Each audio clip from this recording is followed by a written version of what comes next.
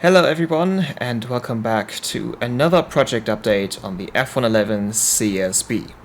In this video, sponsored by PCBWay, I'm going to tell you all about the first test flight of the SN2 prototype, the ultimate fate of SN3, the nearly finished SN4 prototype, and my future plans with the project as a whole.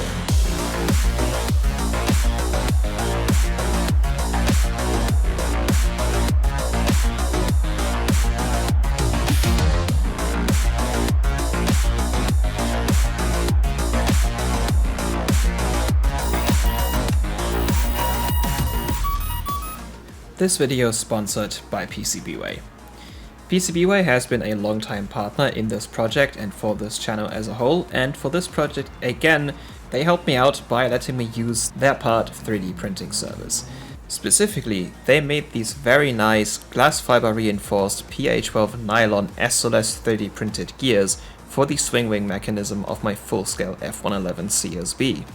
I could 3D print these gears out of regular PLA or even PLA+, but on an FDM 3D printer, even if it's completely dialed in, you can never really quite get the same tolerances as with an SLS 3D printer, and at the same time, PA12 nylon, especially the glass fiber reinforced kind that PCBWay offers, is just much stronger, especially when it comes to dynamic loads than any kind of PLA. I'd rather not find out that one of my gears snapped when I try to swing the wings back in flight, so I'm very happy to have these precision-made, high-durability gears for my swing wing mechanism. If you are working on a project of your own that requires parts that would be hard to make yourself, or just generally parts at a much higher quality standard, you can go to PCBWay's website and order anything from PCB prototypes, assemblies, CNC parts, 3D printed parts, as well as stencils or even flexible circuit boards. The ordering process is simple. You just upload your files, tell them some stuff that you need, and you'll quickly receive a quote, which once accepted, will mean that your part can get shipped out within as fast as 24 hours. And if you have any questions or require further help, they even have a live chat service that stands ready for you. So if you need some custom-made project parts, don't delay, go to PCBWay today. Not much time has passed since the last video, but a lot of interesting stuff has happened, and some quite major decisions have been made that change the scope and the goal of the project by quite some significant amount. So, let's start first with SN2's test flight, or rather the attempt at a test flight. We knew from pre-testing that SN2 was far from perfect as the first flight-ready state prototype that I managed to produce. The center of gravity was very nose heavy, and that was a major problem. We just knew that from the get-go. SN2's aerofoil was also not optimized at all, something that I'm going to go into detail in just a bit. And SN2 also had major problems with getting enough thrust, so much so that when the landing gear was extended, we got a whole extra 100 grams of thrust, because those air intakes were just too restrictive. But we still had a fully functional prototype, and we thought, better just fly it than have it sit around. So, on one good but slightly windy day, we went to the airfield, charged up the batteries, and put full throttle on SN2, having it barrel downhill on the runway, trying to lift off for the very first time. The emphasis is on trying to, because SN2 didn't. This was somewhat expected. Like I said, the center of gravity was way forward. It was way more forward than it should be, and that is, I think, ultimately why it didn't want to lift off. It went extremely fast downhill on the bumpy runway, so fast in fact that the fuselage was damaged from the landing gear hitting some uneven terrain at that very high speed, which means SN2 is now damaged. Its fuselage, it's damaged in a quite critical area, and an attempt at repair would mean removing and replacing large parts of the lower fuselage. Something that I'm not entirely convinced is worth it at this point, because fixing the center of gravity on SN2 is kind of impossible. Really, the only thing we can do is use a lighter battery, but at that point, well, we either have to go with a much lower capacity, which I really don't want to, because the 6S 6000 packs already don't last for that long at full throttle, and going down to a lower cell amount means we just get less thrust, which at this point I'm not entirely convinced would be enough for SN2 to take off. It is the very first prototype and it is not exactly well optimized for weight savings. So, with all of that, we made some decisions. First of all, mostly because of the center of gravity issue, but also because of the extensive repairs it would need, SN2 is being retired without really ever having flown, which is kind of sad, but not quite as sad as what's going to happen to SN3.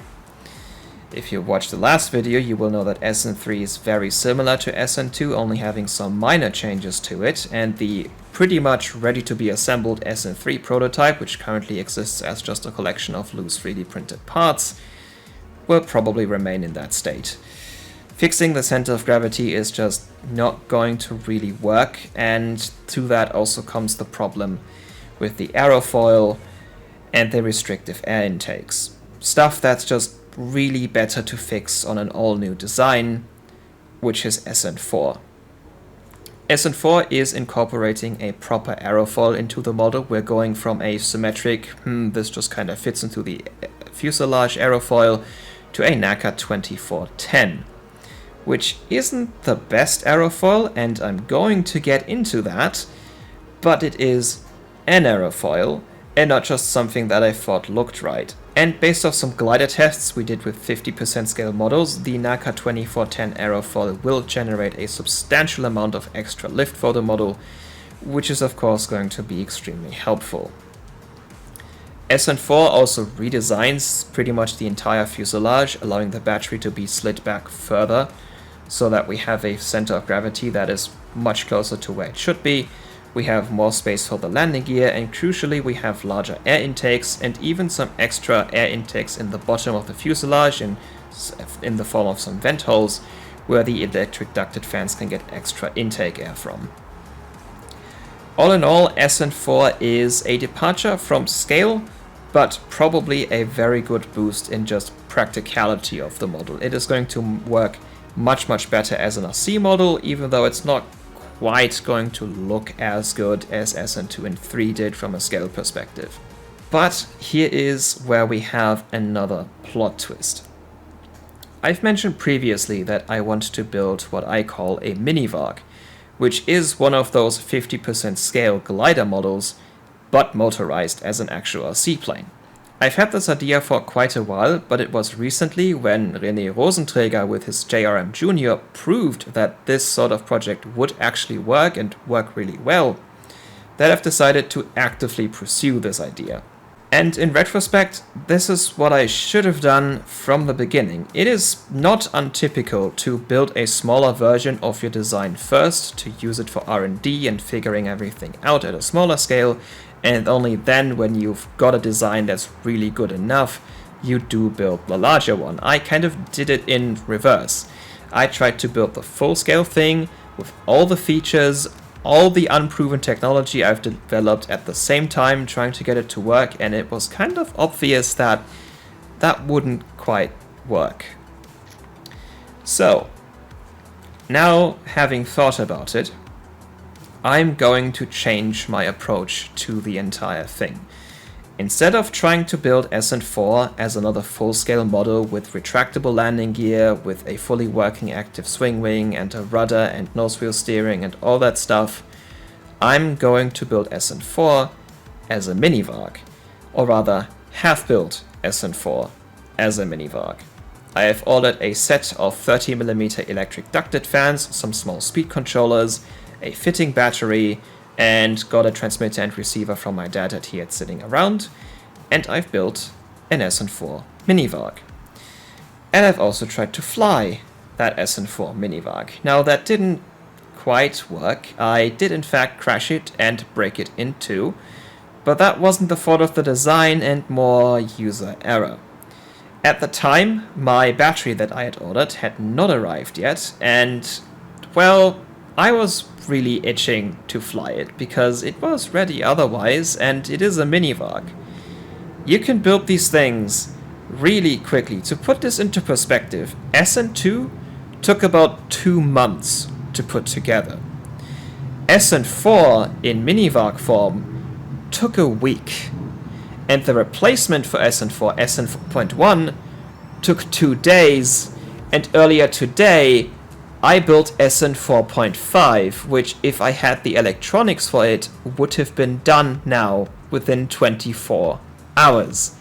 That is, quite frankly, insane how quickly you can make these smaller test models, and also the simplicity, the speed at which you can make them, and the cost of them is so much lower, so much better, that you can just rapidly prototype them. The full-scale models are expensive and complex and take a long time to build, so really that is something for once we have the design figured out and really can somewhat rely on the fact that it is going to work.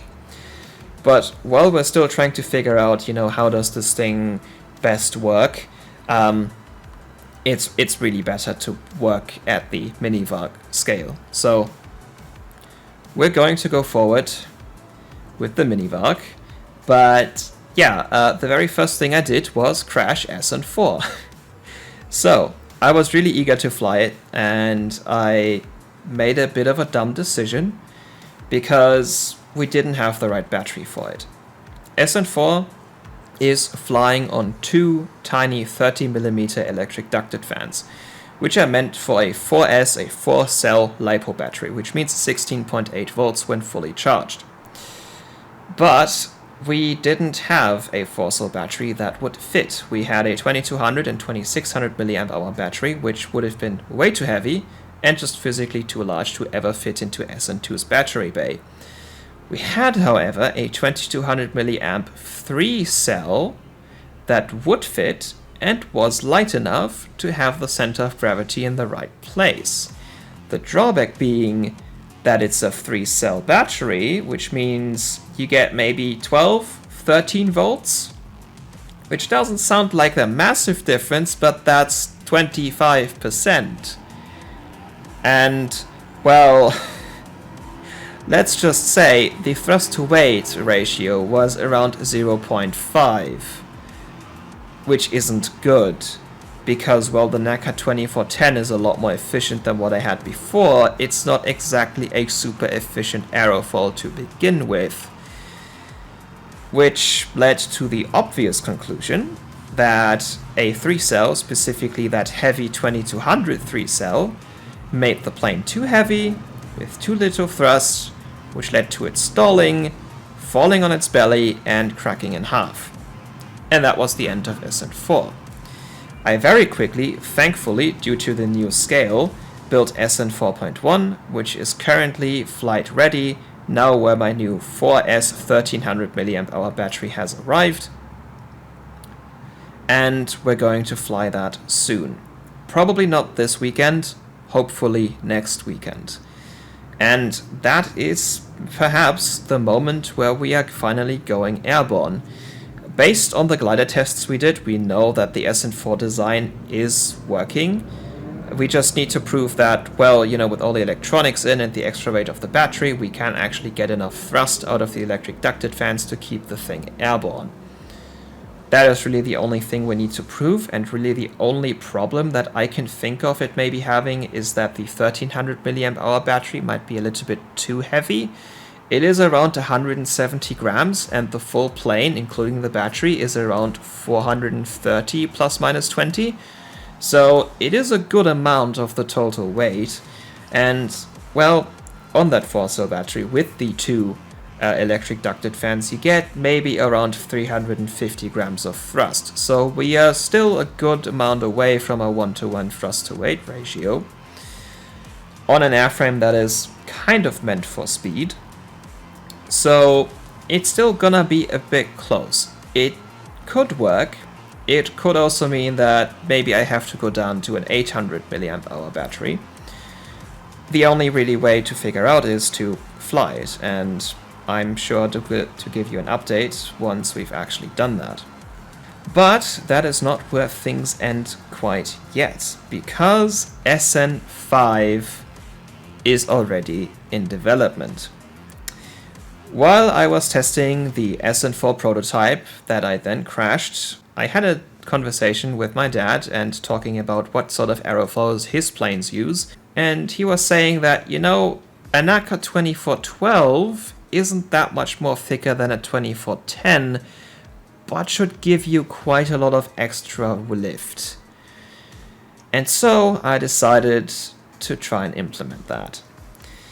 Which meant the fuselage had once again needed to be redesigned. It's not as much of a redesign as SN3-4 was, but Fusion 360 put up a good amount of resistance for me to try and implement that. I did eventually figure it out, and I'm currently at the point where I'm trying to model the inside of the air ducting, because I also have some ideas on perhaps changing that, specifically making the outside walls thicker so that the problem of the landing gear getting ripped out is not going to happen again once we do eventually build the full-scale version. So that is still going to take some time, which led to the creation of SN 4.5, which is SN 4, but with SN 5's wings sort of awkwardly put onto the SN 4 fuselage, which makes it look a bit weird because the fuselage is a bit too small for it, but the current development model doesn't have an active swing wing, so you can kind of get away with it by just making a larger hole into the fuselage. Once we do want to demo the swing wing version, that will need a properly designed fuselage though, so that is what I'm currently working towards.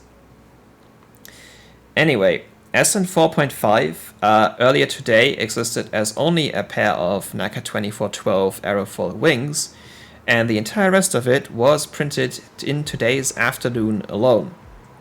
And if I had a second set of electric ducted fans and some XT60 connectors, I would have been able to make it flight ready today. As it stands though, I only have one set of electric ducted fans that I'm going to have to steal from SN 4.1 once it's either proven that it works or crashes.